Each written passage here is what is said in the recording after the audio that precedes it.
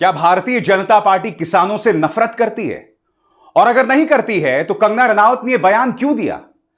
मंडी से भारतीय जनता पार्टी सांसद कंगना रनावत ने एक बार फिर भारतीय जनता पार्टी को शर्मिंदा कर दिया है, और वो भी हरियाणा चुनावों से ठीक पहले। कंगना ये कहती हैं कि वो 3 कृषि कानून दोबारा वापस लाए जाने चाहिए। दोस्तों याद कीजिए, किसानों ने संघर्ष किया था, 700 किसानों ने अपनी जान गंवा दी थी।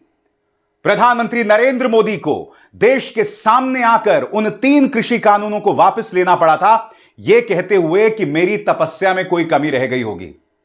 और अब कंगना चिढ़ा रही हैं यह कहते हुए कि उन 3 कृषि कानूनों को दोबारा वापस लाना चाहिए।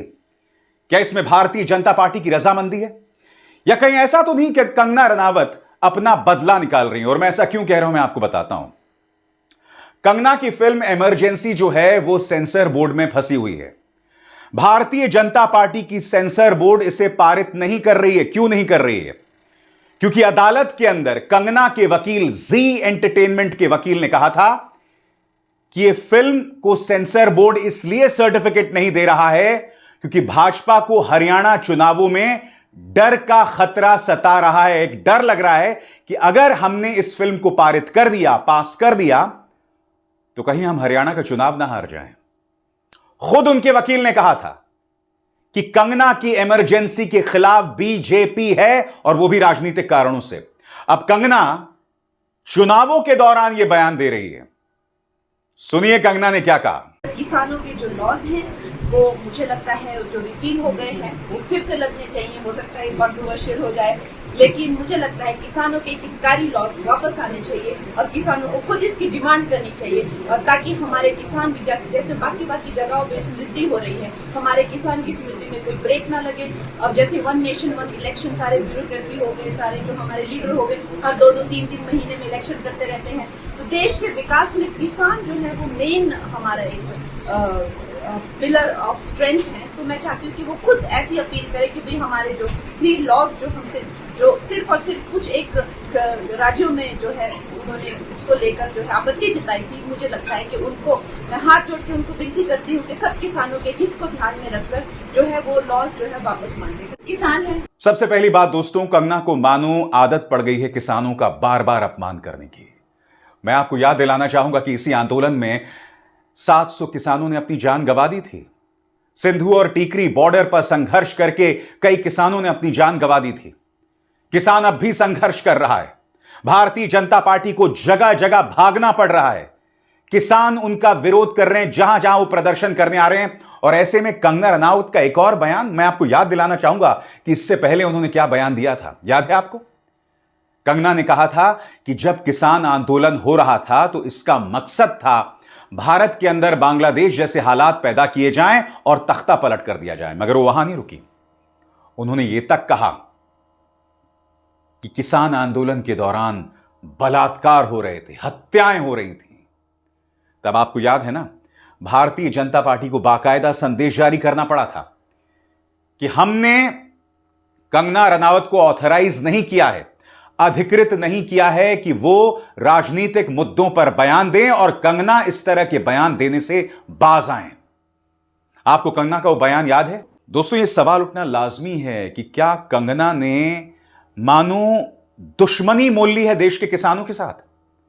याद कीजिए, जब किसान आंदोलन चल रहा था तब उन्होंने क्या क्या बातें कही थी। उन्होंने प्रधानमंत्री नरेंद्र मोदी को चुनौती दी थी कि आप 2002 के गुजरात दंगों वाला रौद्र रूप दिखाएं। उन्होंने आंदोलन कर रहे किसानों को याद दिलाई थी, ऑपरेशन ब्लू स्टार की इंदिरा गांधी की याद दिलाई थी। और फिर आपको याद है ना किस तरह से एक एयरपोर्ट में, चंडीगढ़ एयरपोर्ट में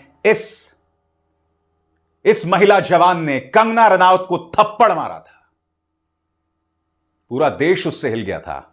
इन्हें फिर बाद में बेंगलुरु ट्रांसफर कर दिया गया था। दोस्तों मैं आपसे एक सवाल पूछना चाहता हूं।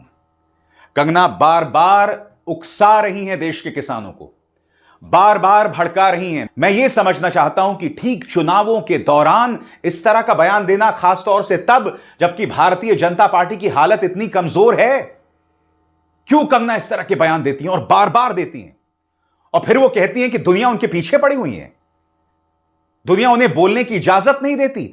आप पहले इस चीज पर गौर कीजिए कि आप कितने अनर्गल बयान देती हैं। आप राहुल गांधी की यह फोटोशॉप तस्वीर पेश करके कहती हैं कि जिसकी जात का नहीं पता वो जातीय जनगणना की बात कर रहा है। आप राहुल गांधी के बारे में कहती हैं कि इस आदमी का ड्रग टेस्ट कराना चाहिए, जबकि आप खुद इस बात को स्वीकार कर चुकी हैं कि आप ड्रग्स लेती थीं। आप मनाली में जाकर शराब तक पीती थी और न जाने क्या क्या। मुद्दा यह है कि ऐसी शख्सियत को भारतीय जनता पार्टी ने मंडी में टिकट दिया और मंडी की जनता ने उन्हें चुन भी लिया। और अब एक बार फिर कंगना ने किसानों का अपमान किया है। मैं फिर आपसे सवाल पूछना चाहता हूं, जिन 3 कृषि कानूनों के खिलाफ संघर्ष करके या संघर्ष के दौरान 700 किसानों ने अपनी जान गंवाई थी, उसके बारे में यह कहना कि उसे दोबारा लागू कर दिया जाए। मैं आपको 2 बयानों की याद दिलाना चाहूंगा दोस्तों, याद कीजिएगा। सत्यपाल मलिक ने प्रधानमंत्री नरेंद्र मोदी से मुलाकात की थी और उस मुलाकात के दौरान क्या हुआ था? सत्यपाल मलिक ने उनसे अपील की थी कि प्रधानमंत्री जी 700 किसान मर गए हैं, कुछ कीजिए। तब बकौल सत्यपाल मलिक प्रधानमंत्री ने कहा था कि मेरे लिए थोड़ा ना मरे हैं। फिर याद कीजिए, प्रधानमंत्री पंजाब जाते हैं, एक पुल पर फंस जाते हैं और उस पुल पर भाजपा के कार्यकर्ता, प्रधानमंत्री वापस जाते हैं और एएनआई के मुताबिक प्रधानमंत्री का एक बयान सामने आता है कि मुख्यमंत्री से कहना, पंजाब के मुख्यमंत्री से कहना, मैं किसी तरह से अपनी जान बचाकर आया हूं। इस वक्त ये 2 बयान थे दोस्तों, जिससे पता चल रहा था कि प्रधानमंत्री की मानसिकता कैसी है। और अब बार बार कंगना किसानों के खिलाफ बयान दे रही हैं। क्या ये 2 चीजें आपस में जुड़ी हुई हैं? भाई ये सवाल पूछा जाएगा ना कि कंगना बार बार क्यों कह रही हैं। देखिए, या तो कंगना यहां से पूरी तरह से खाली है, ठीक है, क्योंकि कोई दिमाग से पैदल आदमी हो, दिमाग से खाली आदमी हो, वो बार बार इस तरह के बयानात नहीं देगा, जबकि पता है कि भाजपा को इसका नुकसान उठाना पड़ सकता है।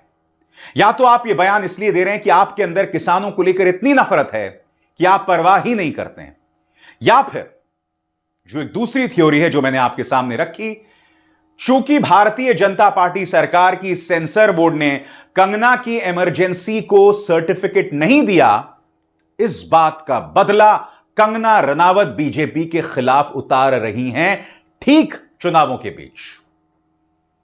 अब मैं बीजेपी को एक मशवरा देना चाहता हूं। यह आज नहीं, आज से बहुत पहले मैंने आपसे कहा था, जब इन्हें मंडी की टिकट दी गई थी, मैंने कहा था अगर यह मोहतरमा जीत गई तो ऐसे कई मौके आने वाले हैं जब वो बीजेपी के लिए असहज पैदा करने वाली, शर्मिंदगी पैदा करने वाली स्थितियां करेंगी, बार बार करेंगी, लगातार करेंगी। क्योंकि दिक्कत कंगना रनावत के साथ यह है, इतनी ज्यादा आत्ममुग्ध हैं कि उन्हें सिर्फ खुद दिखाई देती हैं और अपने अलावा कुछ नहीं। इसीलिए वो दीपिका पादुकोण के डिप्रेशन का मजाक उड़ाती हैं, वरना कोई इंसान किसी और की बदहाली का मजाक कैसे उड़ा सकता है। इसीलिए वो विक्रांत मैसे को कॉकरोच करार देती हैं, एक बेहतरीन एक्टर। इसीलिए वो हमारे किसानों के बारे में इस तरह के अनर्गल बयान देती हैं। याद कीजिएगा दोस्तों, जब चंडीगढ़ एयरपोर्ट में सीआईएसएफ की इस जवान ने, मिस कौर ने कंगना को थप्पड़ मारा था, तब मैंने उसकी आलोचना की थी। मगर कंगना बार बार ऐसे मौके दे रही हैं जब इस तरह की हरकतों कई लोग जायज ठहरा रहे। मैं अब भी उसे जायज नहीं ठहराता हूं। कंगना को अपनी बात कहने का अधिकार है। यही नहीं, इमरजेंसी चाहे जितनी भी वाहियात फिल्म हो, उसके अंदर कंगना ने चाहे जितनी भी ओवर एक्टिंग की हो, उसे जनता तक पहुंचना चाहिए, उस पर रोक नहीं लगाई जानी चाहिए। मगर यहां रोक कांग्रेस नहीं लगा रही है, राहुल गांधी नहीं लगा रहे हैं। इस पर रोक जो है वो बीजेपी सरकार की सेंसर बोर्ड लगा रही है, वो भी राजनीतिक कारणों से। मैं आपसे सवाल पूछना चाहता हूं, अभी कुछ देर बाद महाराष्ट्र के चुनाव होंगे, झारखंड के चुनाव होंगे, तो क्या सेंसर बोर्ड तब भी रोक लेगा फिल्म को? भाई ये तो सवाल होंगे ना, और बार बार सवाल होंगे। कंगना तमाम हदों को पार कर रही हैं। कंगना के बयान जो है वो रहस्य से घिरे हुए हैं कि आखिर क्या वजह है कि ये मोहतरमा बार बार बीजेपी के लिए शर्मिंदगी पैदा कर रही हैं। क्या वजह है कि बीजेपी इन पर लगाम नहीं लगा सकती? क्या वजह है कि कंगना को जानते हुए भी मंडी से आपने कंगना को टिकट दिया? ऐसी क्या मजबूरी है बीजेपी की? कंगना के हाथ में ऐसा कौन सा रहस्य है, ऐसा कौन सा सीक्रेट है, ऐसा कौन सा चमत्कार है जिसके चलते भाजपा ने उन पर एतबार किया और अब एक बार फिर उन्होंने हमारे किसानों का अपमान किया है। जाहिर सी बात है दोस्तों, कांग्रेस ने इस पर तल्ख तेवर अपनाए हैं। आपके सामने सुप्रिया श्रीनेत का बयान। सुप्रिया श्रीनेत कहती हैं 3 किसान कानून वापस लाए जाने चाहिए। बीजेपी एमपी कंगना रनावत, जिन 3 काले किसान विरोधी कानूनों की मुखालफत करते 750 से ज्यादा किसान शहीद हुए, उनको दोबारा से लाने की कोशिश की जा रही है। हम ऐसा कभी नहीं होने देंगे। सबसे पहला जवाब हरियाणा देगा। कांग्रेस ने तल्ख तेवर अपनाए और आप जानते हैं दोस्तों कि इस वक्त हरियाणा में भाजपा को बहुत कठिन चुनौती कांग्रेस दे रही है। जगह जगह पर उनके नेताओं को भगाया जा रहा है, दौड़ाया जा रहा है। बड़े बड़े नेता रैलीज नहीं कर पा रहे हैं। यहां तक कि प्रधानमंत्री नरेंद्र मोदी भी अमेरिका चले गए कुवैत समिट में भाग लेने। यहां पर हरियाणा में, जम्मू कश्मीर में चुनाव हो रहे हैं, प्रधानमंत्री वहां नहीं पहुंचे। और ऊपर से कंगना का एक और बयान। अब तो प्रधानमंत्री को बोलना पड़ेगा। क्या वजह है? क्या वजह है कि बार बार भाजपा सरकार की तरफ से यह संकेत आते हैं कि आप किसान विरोधी हैं? आप राहुल गांधी के सिखों के बारे में दिए गए एक बयान को लेकर कितना बवाल करते हैं। यहां तक कि तरविंदर सिंह मारवा, जो कि भाजपा का एक नेता है, वो राहुल गांधी को यह तक धमकी दे डालता है कि जो हाल तुम्हारी दादी का हुआ था वही हाल हम तुम्हारा करेंगे। जबकि राहुल गांधी ने सिर्फ इतना कहा था कि आज की तारीख में इम्तिहान इस बात का है कि एक सिख कड़ा पहन सकता है कि नहीं, गुरुद्वारा जा सकेगा या नहीं। कोई आपत्तिजनक बात नहीं थी, मगर पूरा प्रोपेगेंडा चलाया गया, लगातार चलाया गया, बार बार चलाया गया। राहुल गांधी का बयान स्पष्ट था। और दूसरी तरफ याद कीजिएगा, जब किसान आंदोलन हुआ तब क्या हुआ था दोस्तों? बाकायदा लिखित दस्तावेज में, एफिडेविट में, सुप्रीम कोर्ट में भाजपा सरकार, जो उस वक्त मोदी सरकार थी, उन्होंने बाकायदा लिखित एफिडेविट में कहा था कि इस आंदोलन में खालिस्तानियों का प्रवेश हो गया है। खालिस्तानी एंगल की बात की जा रही थी। वही बात आपका गोदी मीडिया कर रहा था। यह बात अलग है कि आज तक आप कोई प्रमाण पेश नहीं कर पाए। इन सवालों का जवाब तो भाजपा को देना पड़ेगा ना कि आखिर क्यों उनके तेवर इस तरह से हैं, क्यों माइनॉरिटी विरोधी तेवर आपके लगातार दिखते हैं। इन सवालों के जवाब आपको देने पड़ेंगे। अभिसार शर्मा को दीजिए इजाजत। नमस्कार।